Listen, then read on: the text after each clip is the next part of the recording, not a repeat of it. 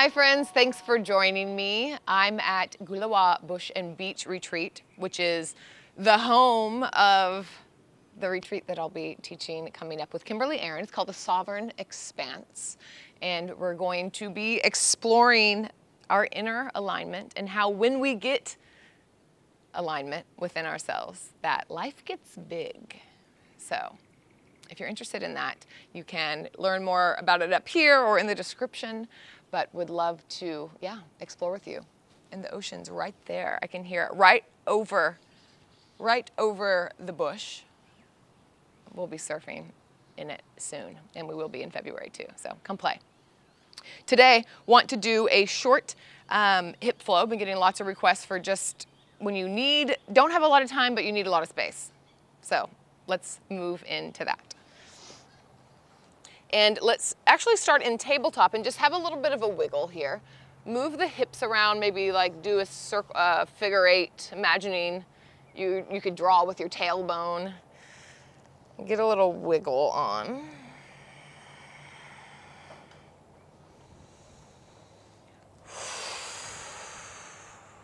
And then bring the right leg up. We're gonna come right into pigeon pose. And let's actually take deer pose. So we're gonna come onto the right hip rather than being square. And begin to bring your torso over your front leg here. So it's kind of like a diagonal. We'll be coming into it diagonally here. You'll find your own spot with it. You're, of course, welcome to take a traditional pigeon, but this tends to hit, it just hits a little bit different. So see what that's like for you.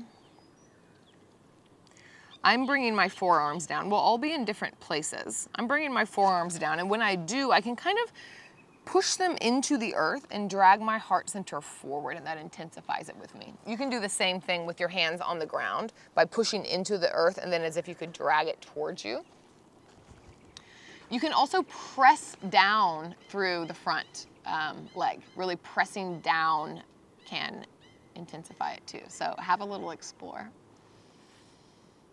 Forehead can find a block.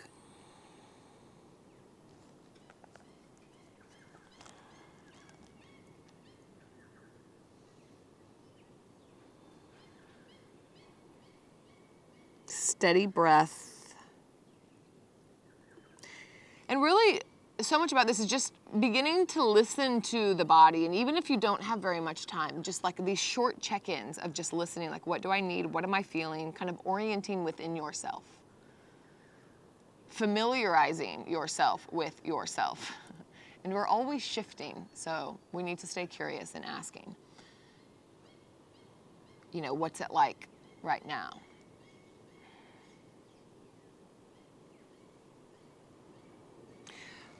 Now, if your hands aren't on the ground, then press them into the ground, and we're gonna lift the torso up. So we're just you can stay in these poses as long as you like, but we're gonna kind of visit them today. And then we're gonna open up and square the hips towards the front here. So this pose is gonna get into the low back as well. It's gonna be a little dual. This is one of my favorites. Left elbow to the left, to the block. Can also go to the thigh, and we're gonna lean over towards the left. Lean back into the shoulders, open the heart space. So we're opening up on the right side of the leg and also the low back, and hips and low back have a lot going on together. So I think you'll find that this is really supportive. The right hand, this is just an option, it can press down into the right thigh. That gives a little bit more traction on the right side body. And then explore here. So some of you will want to grab for the foot, pull yourself farther down. Some of you may come up into the hand. So this expresses many different ways in the body. Right arm can come up and over, and it can reach. If you do that, then I encourage you to let the arm hang. Another option, which I've been liking lately, is to take the hand behind the back, maybe taking a bind or placing the back of the hand on the sacrum, just to encourage more openness from in and from the heart.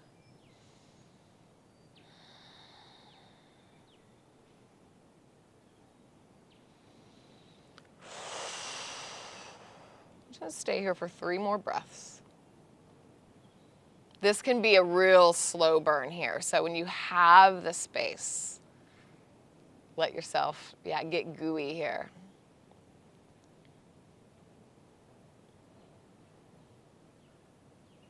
And then slowly, coming up. Definitely feeling longer over here.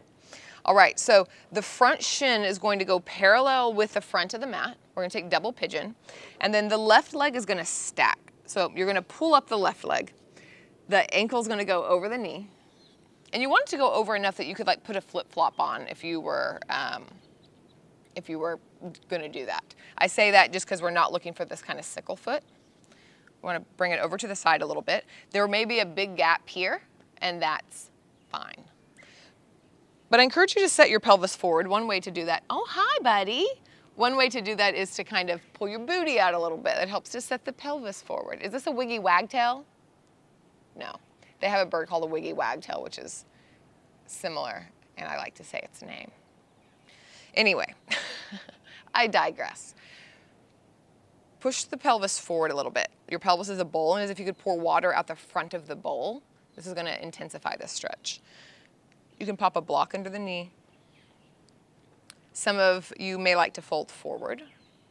I'm fine with staying up. Wherever you are, 5 rounds of breath. Every exhale, imagine ice to water.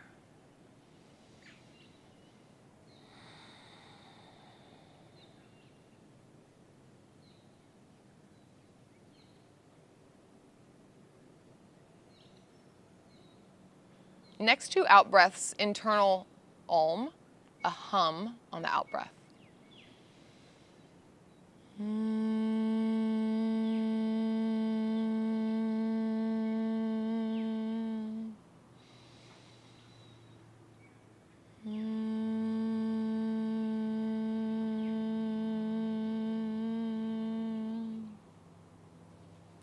And release. And to come out of this, we're gonna lean back. You can plant your hands, place both feet down, and then just wave the legs side to side, windshield wiper them. So the humming is really powerful.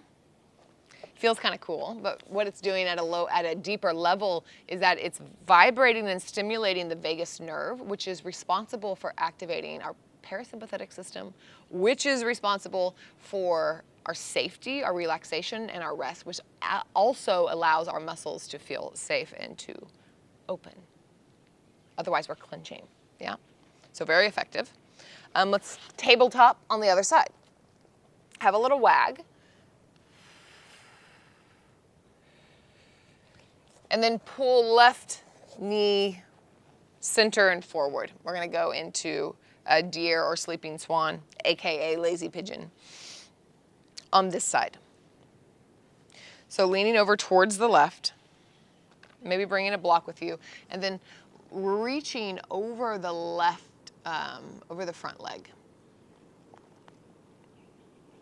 So kind of wiggling in and finding what works for you. I have more space on this side, so to get a little bit deeper, I may bring my foot forward a little bit just to get some more activation and then press my leg down. You might not be having that experience, but just to share that. There's many ways that you can move this foot more forward or move it more back and get different sensations, so just investigate. About 5 rounds of breath here.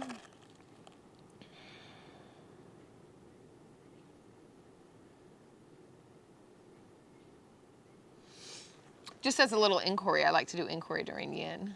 And since I was sharing about the retreat, is like, what does, is sovereign, is that a word that you use, that you have any association with? Like, what does sovereignty mean to you? The ability to have a sense of autonomy and choice. So does that bring up anything for you?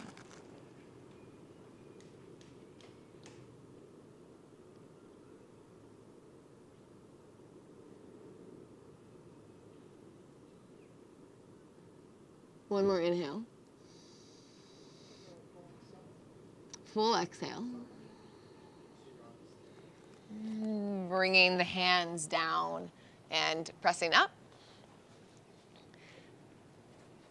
And we'll move into this wide Janu Shirshasana, so squaring the hips, bringing the block to the other side here.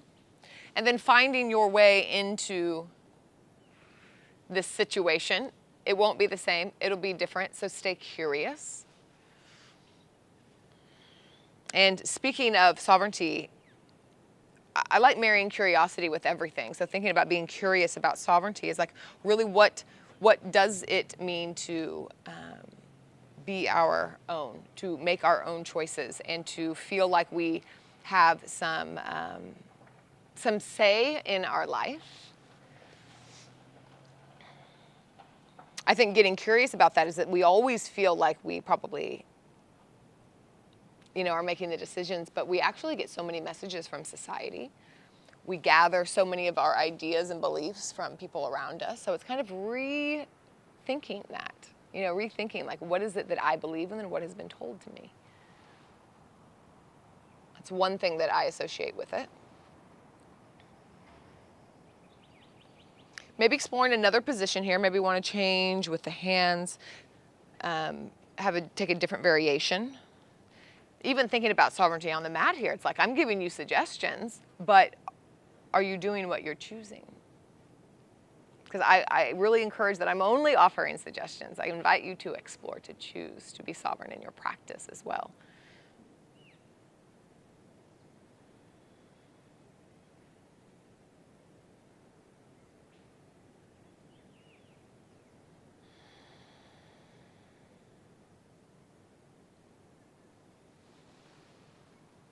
One more big in-breath. Full release. Coming up. Let's take double pigeon. So shin comes to front of the mat and bring the other one, wrap it around. Not going to be the same as on the other side. They're different, so stay curious about what you need here. And not trying to fit your body into a shape, but trying to make the shape fit your body. Another practice of making your practice sovereign.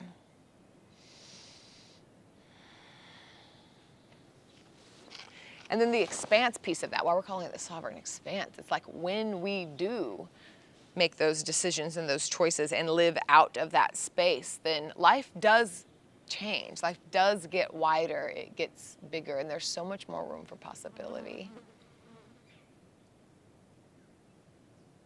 When we can tap into that kind of inner wisdom and then live out of it.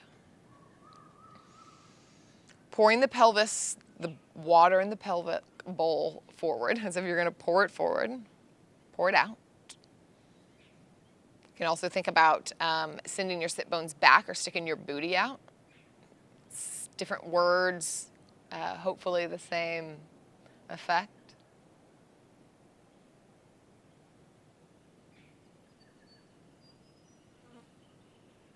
A couple more rounds of breath.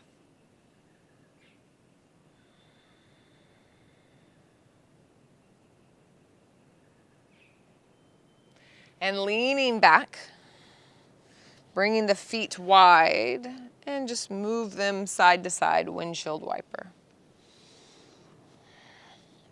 And then we're going to come forward and just move yourself forward. Just come into Malasana squat for a moment, and you can pop a block behind you, and that's totally fine. I love Malasana with a block.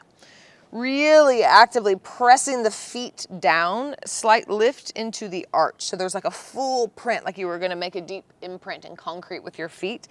There wouldn't be a print under the arch, so lift up there. Elbows inside the knees, press out. Knees press into the elbow, so equal opposition. Thumbs to the heart, heart back to the thumbs. Press down through the sit bones as you reach up through the crown of the head. Lots of things happening. We'll just do a little vinyasa here. It's just linking movement with breath. So this will be an inhale, getting long through the crown of the head. And then exhale, we're going to press down, lift the hips up as you pour out through the head. All right. Inhale, heels turn in, Malasana squat. Maybe the arms lift. Maybe we'll lift them. And then exhale, hands plant, the heels move out, forward fold. Inhale, move the heels in, sink the booty back, arms go up. Exhale, lower the And exhale, hands go down, heels move out, forward fold. Twice more with your own breath. It's getting some fluid, some juices flowing. Hamstrings, hips, once more.